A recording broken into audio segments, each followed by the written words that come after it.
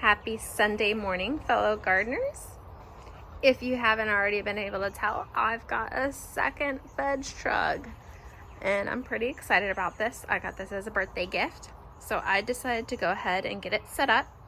And one of the things that I learned was that I definitely needed to hook up to a drip system because I have a lot of containers out front, and if I can remove at least one task from my daily to-do list, then that helps me out a lot. You know, I'm a full-time working mom. I have my own small business on the side as well. I don't need to spend an hour every day watering plants. So I hooked it off of my drip system that I have for my plant hangers. It is the Proven Winners drip system that I got, and I'll link that video below. And I basically put a cross off of it and ran it here. I only have 6 hanging plants, so you can do up to at least 30, I think, per line. So I went ahead and hooked up this first VegTrug, and I had to do the wiring on top because I didn't want to pull everything out and put it back in, although I guess I could have easily done it because everything's in these little fabric containers. But I went ahead and I just kind of nailed them down a little bit and did the wiring on top. And as you can see, I put a little corner there. I put some crosses, one to each plant, and just kind of ran it around this way. And then I put another cross here to extend. And what I did differently, and will in the future due to the first one, is I ran everything underneath. So I wanted to be able to show you this. I did have to go to Lowe's and get more of these parts, and unfortunately they were out of these crosses here where I could easily tap off one line to one little garden bed and the other, and then the third or fourth line off to the next one, and vice versa. So on these other ones, I had to put 2 T's instead of 1 cross. So it's an extra splice, not ideal on these last ones, but it's not the worst thing either. And then I put the little connectors on, and I ran a molander. So when I put the fabric in, I can put the fabric in here, and I can kind of adjust this and move around on top right to where the plant or the seeds are gonna go. And then I have some little stakes to hold them in the ground, which is exactly what I did here. Here I took out what was here, but I have these little dirt stakes, and boop, so I can make sure it lands and drips exactly where I want to. And it works perfectly. So this is great. So I'm able to do 2, 4, 6, 8, 16 of these little beds, plus the 6 hanging baskets that I have up here. And I'm pretty excited, and I just have to turn it on. I did buy a timer, but I haven't run the timer yet. Maybe I'll get it set up. I wanted to have a better idea of, you know, how much I'm gonna need to water every day. So I think I'll probably get that timer set up shortly, and we'll try that out. But here I did want to show you guys this before I get everything planted, how I got it set up, how I just kind of ran it under. All these parts as well, they just come out, so it's easy for me to just tuck things under and move it around. And then this comes out as well, so it's actually really easy to get set up this way.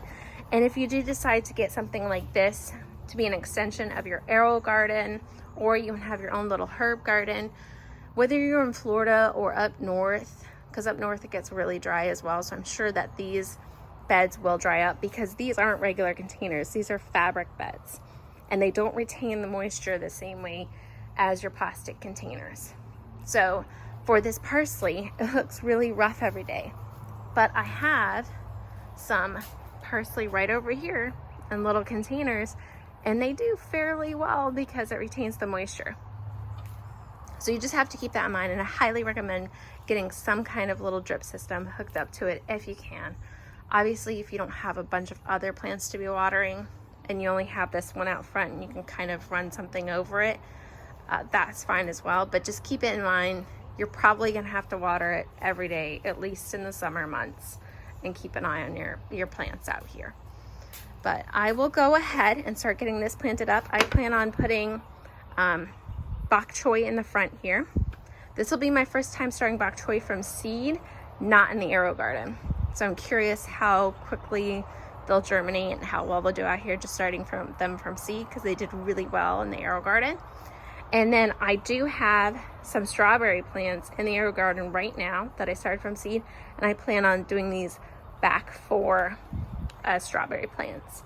Of course, I would like to do more of other things, so we'll see. I might change it up. I definitely need to get some more scallions and other things. I need to move some thyme. Maybe I'll move some thyme out here.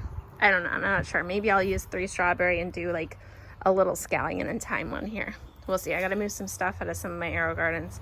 So we'll see how it all really lands. But definitely some strawberry plants. Definitely bok choy, because it seems to do so far really well in the heat. Sometimes the lettuce kind of struggles a little bit, especially when it gets wilted in the afternoon. Kale does great. Bok choy seems to be doing great. And bok choy is a great kind of lettuce substitute. It's also great because you can use it and like kind of like little lettuce burritos. The size of it gets so great. Here, I'll show you real quick. I've got some bok choy over here that I've been harvesting from. Where are you? Little bok choy. Oh, here it is. Look at these beautiful leaves. I don't even let the bok choy really get to full size. This is a perfect little lettuce burrito right there. See, somebody else has been, that's my dog harvesting. You can see I've already been harvesting from it, and these are doing great. I got 3 in here right now. I know they're a little overplanted, but like I said, I don't want them to get full grown anyways. So I'm definitely gonna be doing that, because we like to do with a Korean barbecue, use these as basically wraps, and these are perfect.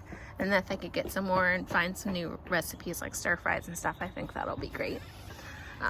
So anyways, let me go ahead and get this planted up, and I'll show you what I got. I just gotta put in the little fabric pots that I got, which is right here. Stick them and get them planted up, and I'll show you it, guys, once it's all set up. Here we go. I've got it planted up, at least for the bok choy seeds. I'm gonna wait till these other items get going in the arrow garden, like the strawberry seeds. But I go ahead and you can see I have some bok choy seeds right there. Got my little drip system right next to it. And then just for now, I put the other drips on these empty sides right in here to help kind of add a little extra to the soil. But it was pretty simple. I added some organic Miracle-Gro soil with some extra worm castings and a little bit of organic fertilizer in there. So these guys should be doing really well. I did try to plant this up, fill this up as much with soil as possible, because I noticed over here it can kind of get, you know, compacted down. But that little drip's kind of really going at it. I might have to check him out, adjust him. And then I add a little fertilizer in here. I gotta get watered in. But you can kind of see this gets a little compacted, and I'm gonna replant soil this guy. But so I did try to bring it up as high as possible so that these bok choy plants have as much root growth as possible and sun exposure. So that is that. So if you enjoyed this video, give it a thumbs up. If you have any comments or suggestions, please comment below. And if you're curious to follow the journey of these VegTrug outdoor herb gardens, please consider subscribing. And thank you for watching, guys. Bye.